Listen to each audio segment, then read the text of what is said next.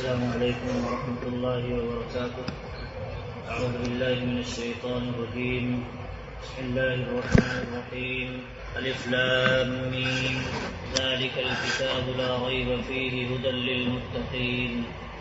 الف لام میم، یہ کتاب یعنی قرآن کریم، اس کے اندر کوئی شک نہیں ہے اور یہ متقیوں کو ہدایت دکھانے والی ہے. الف لام میم کے متعلق ہم نے کچھ سنا، یعنی یہ حروف مقطعات میں سے ہے، اور حروف مقطعات کا مطلب یہ ہے کہ اس کا معنی مفہوم ہم تو نہیں جانتے لیکن اللہ رب العالمین جانتا ہے. اللہ رب العالمین نے اس طرح کے الفاظ کو اس لیے نازل کیا تاکہ قرآن کا جو اعجاز ہے یہ ثابت کر سکے اور لوگوں کو عاجز کر سکے کہ اس طرح کے کلام وہ پیش نہیں کر سکتے ہیں جو انسان ہیں اور دعویٰ کرتے ہیں اپنے عرب دانی پر اور بھی بلاغت و فصاحت پر جو ناز کرتے ہیں، وہ اس طرح کے کلام پیش نہیں کر سکتے.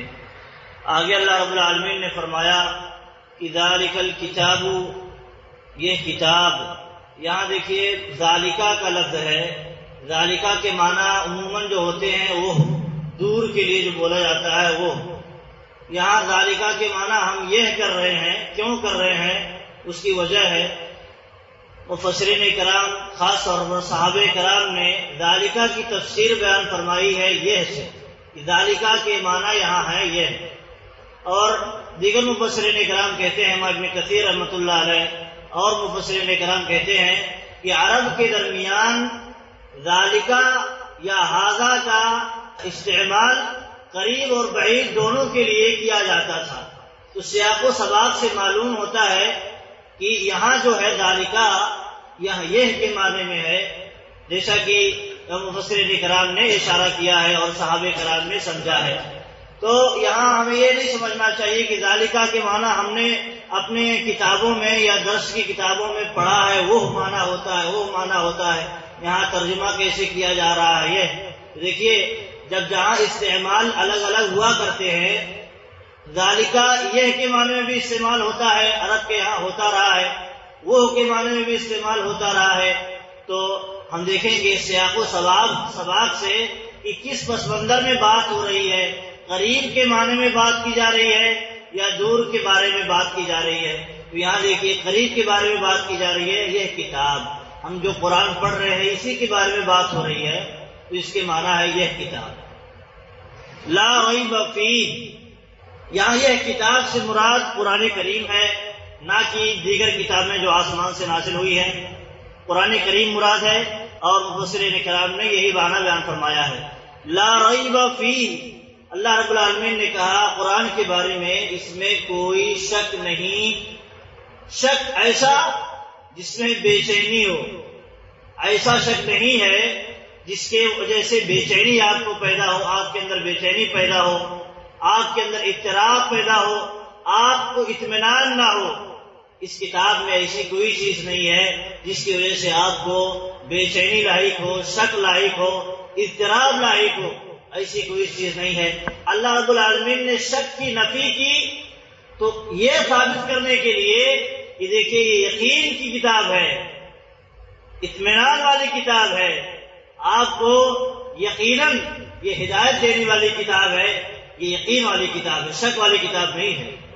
تو یہ دل و دماغ میں بیٹھائے رکھنا چاہیے، یہ کتاب جو ہے یقین بخشنے والی کتاب ہے، آپ کو بصیرت بخشنے والی کتاب ہے، شک و شبہے سے نکالنے والی کتاب ہے.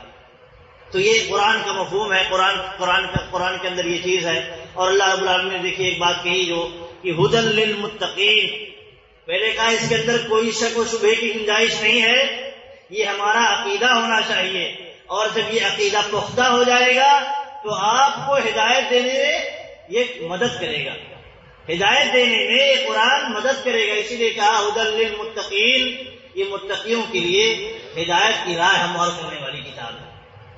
تو ایک بات یہ ہے، جیسے اگر ہم کسی چیز کے بارے میں پختہ یقین کر لیں کہ یہ ہمیں فائدہ دینے والی چیز ہے تو آپ دیکھیے وہ آپ اس سے فائدہ اٹھائیں گے، اور آپ کے دل و دماغ میں جب وہ چیز بیٹھ جائے گی یہ فائدے والی چیز ہے تو آپ کا دل و دماغ پرسکون ہو جائے گا، پرسکون ہو جائے گا۔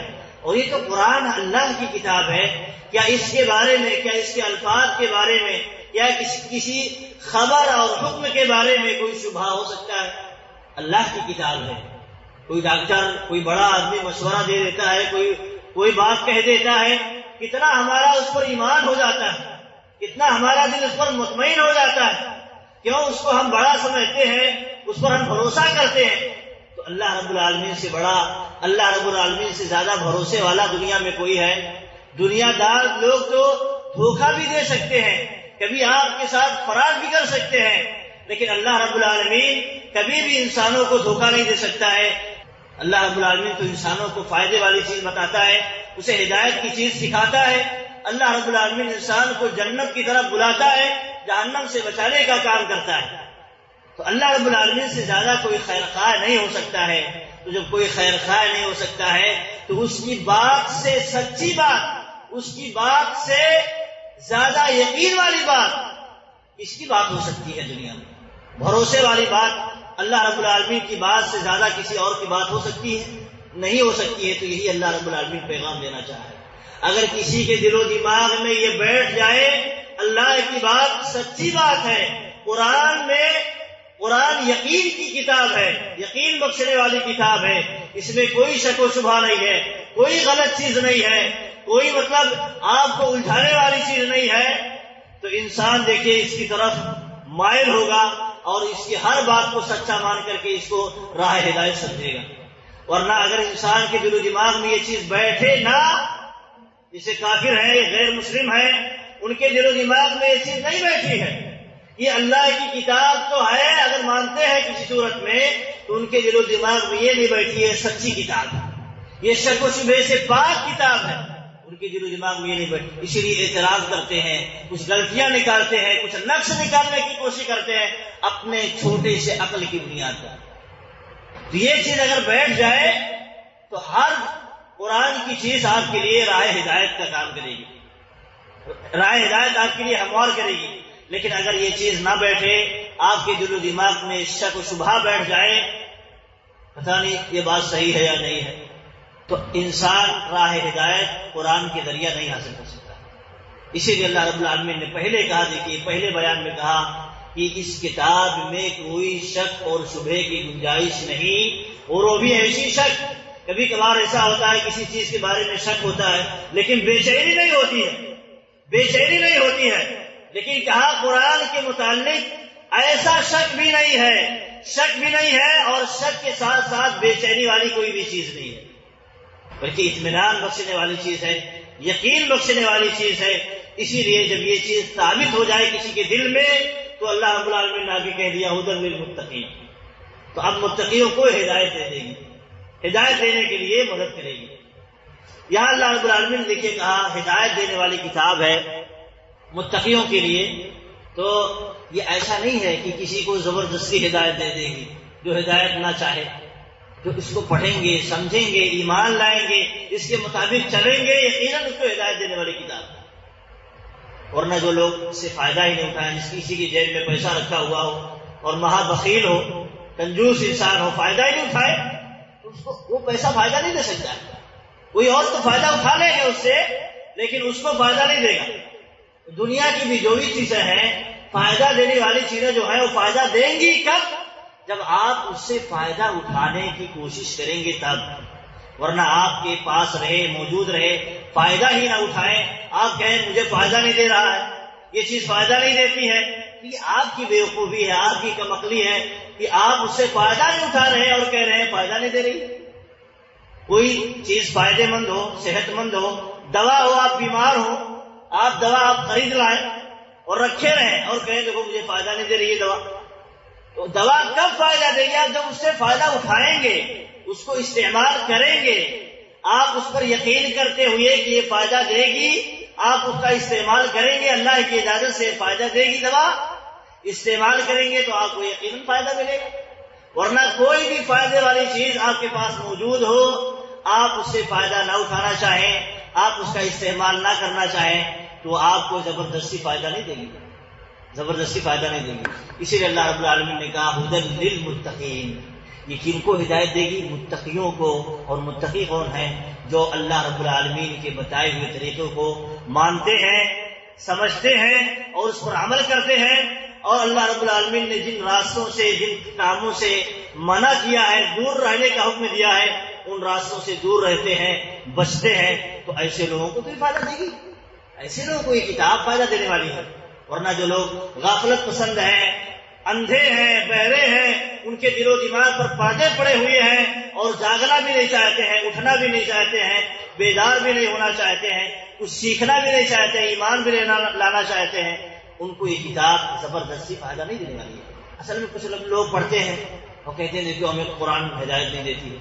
قرآن ہدایت دے گی، آپ جب سمجھیں گے، پڑھیں گے، اس کے معنی پر عمل کریں گے، یقیناً آپ کو قرآن ہدایت دے گی. ہدایت دینے والی کتاب ہے، لیکن آپ اس سے فائدہ نہیں اٹھائیں گے تو آپ سمجھا ایسے جو دنیا کی چیزیں ہیں فائدہ دینے والی، آپ اس سے فائدہ نہیں اٹھاتے ہیں. یہ فائدہ نہیں اٹھانے کی کوشش کرتے ہیں اور کہتے ہیں کہ مجھے فائدہ نہیں دیتی، تو ایسے لوگوں کو بیوقوف کہا جاتا ہے. فائدہ اٹھاتے ہی نہیں اور کہتے ہیں فائدہ نہیں دے رہی. فائدہ اٹھائیں تو یقیناً وہ آپ کو فائدہ دے گی. اسی لیے اللہ رب العالمین نے کہا یا ایھا الناس قد جاءتکم موعظۃ من ربکم، کہ اے لوگوں تمہارے پاس نصیحت آ گئی ہے اور شفا آ گئی ہے، جو تمہارے دلوں کو شفا بخشنے والی ہے، وہدن ہدایت دینے والی ہے، ورحمتن اور رحمت بخشنے والی ہے، للمؤمنین مومنوں کو. تو اللہ رب العالمین نے قرآن کے بارے میں یہ چیز بیان فرمائی ہے اور کہا کہ ھذا بیان للناس، یہ لوگوں کے لیے پیغام ہے، بیان ہے، وہدن اور ہدایت کی کتاب ہے، وموعظۃ اور نصیحت کی کتاب ہے، للمتقین جو متقی ہیں، پرہیزگار ہیں، ان کے لیے. اللہ رب العالمین نے کلیئر کر دیا ہے اور بھی بہت ساری جگہوں پر کہا ہے کہ جو لوگ مطلب وَنُنَزِّلُ مِنَ الْقُرْآنِ مَا هُوَ شِفَاءٌ وَرَحْمَةٌ لِلْمُؤْمِنِينَ، یہ شفا ہے اور رحمت ہے مومنوں کے لیے. وَلَا يَزِيدُ الظَّالِمِينَ إِلَّا خَسَارًا، ظالموں کے لیے کوئی کام آنے والی کتاب نہیں ہے، یہ صرف خسارے کے لیے ان کے خسارے، ان کو خسارے میں ڈالنے والی کتاب ہے، کیونکہ وہ فائدہ نہیں اٹھائیں گے تو حجت قائم ہو جائے گی، اور جب حجت قائم ہو جائے گی تو اللہ رب العالمین سوال کرے گا تم نے ایسا کیوں نہیں کیا تھا، تم شرک سے کیوں نہیں بچے تھے؟ تو کہیں گے کہ ہم اس وقت اس پر عمل نہیں کیے. تو اللہ رب العالمین کہیں گے تمہارے پاس کتاب آ چکی تھی نا، کیوں نہیں عمل کیے؟ تو کہیں گے کہ مطلب ہم نے فائدہ نہیں اٹھایا. تو حجت قائم ہو گئی تو اب ان کے لیے کوئی بچنے کا چانس نہیں ہے، ان کے لیے خسارے کے باعث ہوگا.